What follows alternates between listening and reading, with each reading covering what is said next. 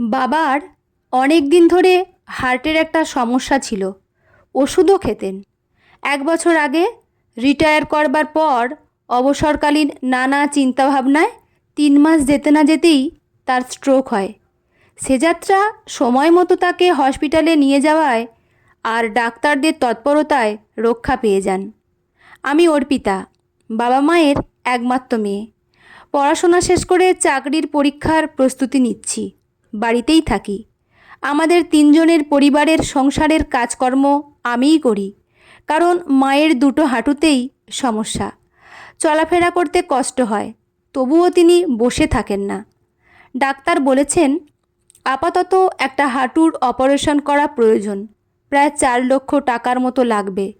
আমি জানি আমার বিয়ের জন্য গুছিয়ে রাখা টাকা থেকে বাবা মায়ের হাঁটুর অপারেশনটা এখন করাবেন না। আমি এগুলো দেখি আর মনে মনে ঠিক করি চাকরি আমাকে একটা পেতেই হবে। অ্যাকাউন্টেন্সিতে অনার্স নিয়ে গ্র্যাজুয়েশন কমপ্লিট করার পর মাস্টারি করবার ইচ্ছা ছিল বলে বিএডটাও করে রেখেছিলাম। বসে না থেকে সরকারি বেসরকারি ক্ষেত্রে 4 জায়গায় অ্যাপ্লাই করে দেওয়ার দিন 25 পর কর্মক্ষেত্রে কাগজে ব্যাংক আর পোস্ট অফিসের ভ্যাকান্সি দেখে সেখানেও ফর্ম ফিল আপ করেছি। এই ভেবে কল তো পাই, তারপর না হয় দেখা যাবে। প্রস্তুতি পর্ব ভালোই চলছিল।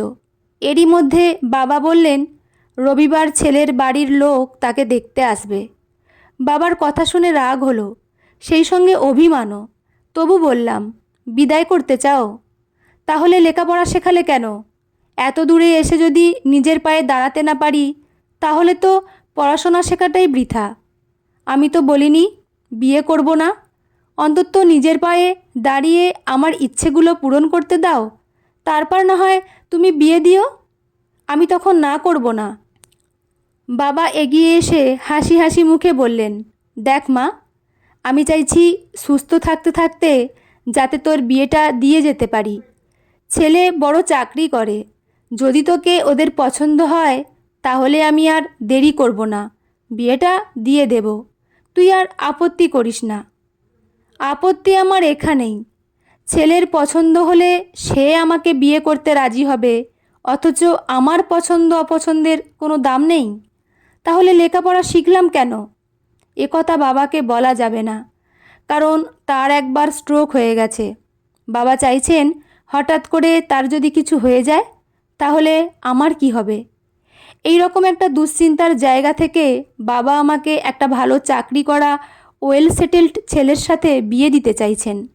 অথচ আমিও যে একটা চাকরি পেতে পারি সেই ভরসাটুকু বাবার বিন্দুমাত্র আমার উপর নেই। তার কারণ কি? আমি মেয়ে বলে। আজ যদি বাবার কোনো ছেলে থাকতো আর সে বেকার হতো, তাহলেও কি বাবা তার বিয়ে দিতেন? যথারীতি রবিবার দিন ছেলে তার 2 বন্ধুর সাথে বাবা মাকে নিয়ে দেখতে এলো। প্রথম পর্বের আলাপ পরিচয় দেখাশোনার পর ছেলের মা বললেন, অনেকগুলো চাকরি করা মেয়ে দেখেছি, কিন্তু আমার ছেলের চাকরি করা মেয়ে একদমই পছন্দ না। তাই যখন শুনলাম আপনাদের মেয়ে চাকরি করে না, তখন দেখার দিন ঠিক করেছিলাম। মেয়ে আমাদের পছন্দ হয়েছে, এবার ওরা নিজেদের মধ্যে একটু কথাবার্তা বলে নিক। বলে ছেলের মা ছেলের দিকে ইশারা করতেই ছেলেই বলল, সে আমার সাথে আলাদা করে কথা বলতে চায়। আমি আমার মায়ের দিকে তাকালাম। মা ঘাড় নেড়ে সম্মতি দিতে ছেলেকে আমার ঘরে নিয়ে এসে আমার পড়ার টেবিলের সামনের চেয়ারটায় বসতে বলে বললাম, বলুন কি বলবেন। ছেলে ঘরটা ভালো করে দেখে আমার পড়ার টেবিলের উপরে রাখা বইগুলোর দিকে তাকিয়ে বলল, আমার যা বলার ছিল সেটা আমার মা বলে দিয়েছেন। এখন আপনার যদি কিছু বলার থাকে আপনি আমাকে বলতে পারেন। আমি কিছু সময় চুপ করে থেকে বললাম, দেখুন, আমার খুব ইচ্ছা আমি চাকরি করব, নিজের পায়ে দাঁড়াবো। এতে প্লিজ আপনি আপত্তি করবেন না। বলতে পারেন এটা আমার স্বপ্ন। যদি আপনার আপত্তি থাকে তাহলে কি বুঝবো, মেয়েদের চাকরি করাটা আপনি ভালো চোখে দেখেন না। ছেলেটি বলল, দেখুন, মা কিন্তু খুব পরিষ্কার করে বলেছেন চাকরি করা মেয়ে আমাদের বাড়ির বউ হতে পারবে না। বললাম, কেন? আপনার কি কোনো পূর্ব অভিজ্ঞতা আছে? সে কোনো কথা না বলে চুপ করে থাকলো।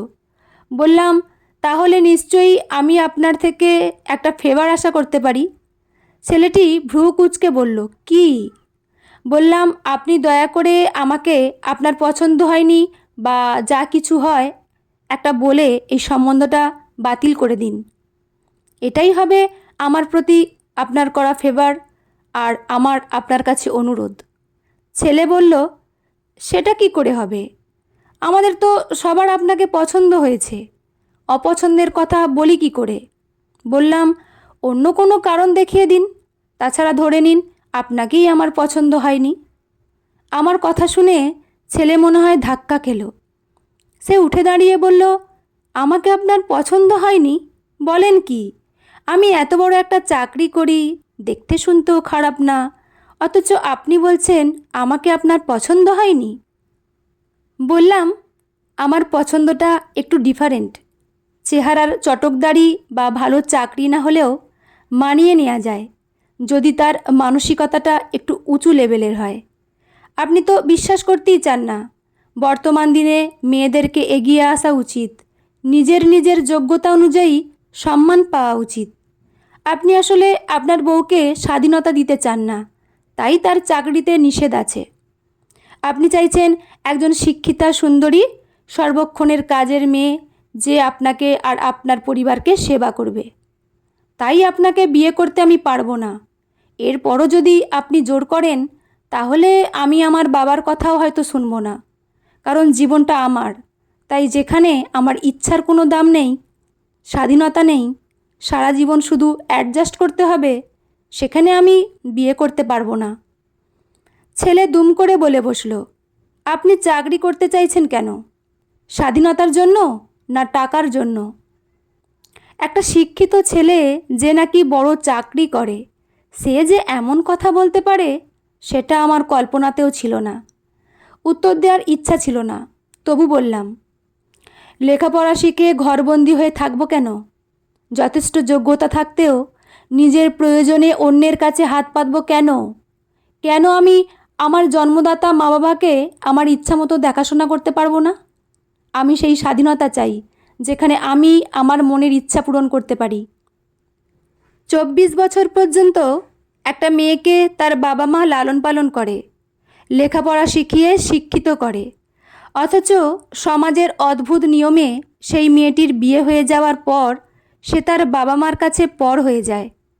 আমি সেই স্বাধীনতাটুকু চাইছি, যেখানে প্রতি মুহূর্তে অকারণে কাউকে কৈফিয়ত দিতে হবে না। শ্বশুর শাশুড়ির ন্যায় আমার বাবা মাকেও আমার নিজের কাছে রেখে শেষ দিন পর্যন্ত তাদের যত্নআত্তি করতে পারি। এটা সন্তান হিসেবে আমার দায়িত্ব। এটা করতে না পারলে আমি যেখানেই থাকি না কেন ভালো থাকতে পারবো না। এই জন্যই আমার আর্থিক স্বাধীনতা চাই, এই জন্যেই আমাকে চাকরি করতে হবে। ছেলেটি চুপ করে কথাগুলো শুনলেও ঠোঁট বেঁকিয়ে হাসছিল। বললাম, আপনার হাসির কারণ? সে কয়েক সেকেন্ড চুপ করে থেকে বলল, কি আর বলবো বলুন। আপনি যে আর্থিক স্বাধীনতার কথা বলছেন, সে আর্থিক স্বাধীনতা বিয়ের পর চাকরি করলেও আপনি কি কখনো পারবেন আপনার ইচ্ছে মতো সব কিছু করতে? সেখানে তো সর্বক্ষেত্রে আপনাকে আপনার স্বামীর অনুমতি নিতে হবে। সঙ্গে সঙ্গে বললাম, কেন? আমার উপার্জিত টাকা আমার বাবা মায়ের পিছনে খরচ করলে বা কাউকে কোনো গিফট কিনে দিলে স্বামীর থেকে অনুমতি নেওয়ার তো কিছু নেই, বরং আমার স্বামীর খুশি হওয়া উচিত। আমার দায়িত্ব, কর্তব্য, সচেতনতার জন্য। কথাগুলো বলে আমি ঘর থেকে বেরিয়ে সোজা ড্রয়িং রুমে এসে বাবাকে বললাম, এই ছেলেকে আমার একদম পছন্দ হয়নি, এদের মানসিকতা ভালো না, তুমি ওদের যেতে বলো। বলে সোজা মার ঘরে গিয়ে দরজা বন্ধ করে দিলাম। 8 মাস পর আমি ব্যাংকে চাকরি পেয়েছি। চাকরি পাওয়ার 1.5 বছর পর বিয়েও করেছি। ছেলে স্কুল মাস্টার। মায়ের একটা হাঁটুর অপারেশন হয়ে গেছে, 6 মাস পরে আর একটা হবে।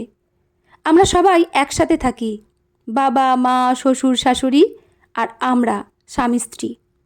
শ্বশুর শাশুড়ি আর আমার বাবা গত কয়েকদিন আগে 4 ধাম বেড়াতে গেছেন। বন্ধুরা, আর গল্পটি এখানেই সমাপ্ত। গল্পটি আপনাদের কেমন লাগলো অবশ্যই কমেন্ট করে জানাবেন।